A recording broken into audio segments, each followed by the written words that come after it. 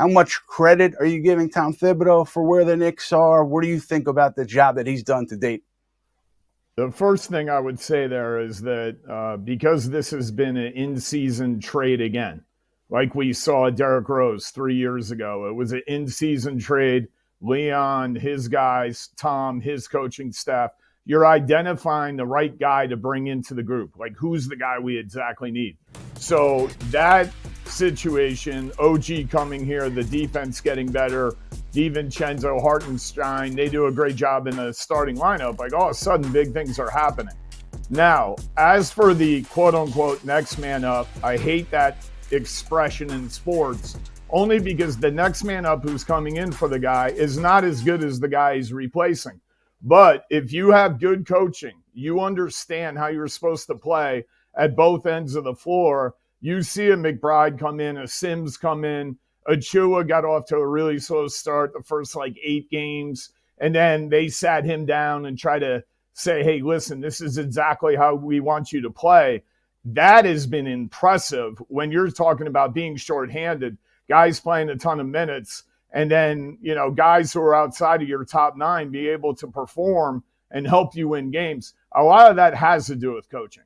Like, the team can coach itself at a certain point in the season because you've practiced and guys watch during the games from the bench what's expected.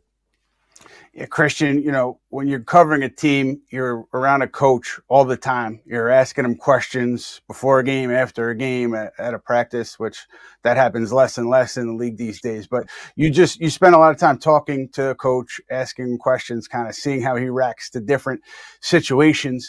What are your thoughts on Thibodeau so far and how he's done? What Brendan said, at a certain point, a team can coach itself. Well, that's what the Nets thought. The Nets thought that they could coach themselves when Steve Nash was head coach, and that didn't go so well. So to go from there to a team that you're seeing, Tibbs, say what you want about him, but he has his method, and he's going to coach guys hard. He's going to coach guys to play hard and give everything they've got.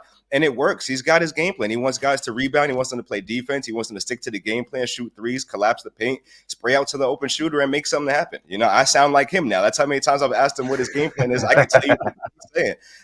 And that's kind of the mark of a good head coach. He wants his team to go out there and execute. I think Tibbs should be in the running for Coach of the Year, because when you consider coming into the season, all the GMs or most of the GMs had the Knicks pegged at 5th, right?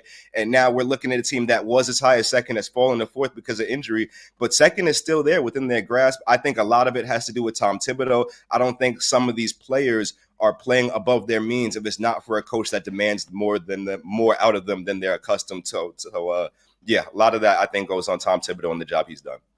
Kristian, on the court. Go ahead, Brendan. What the game gives you, Kristian.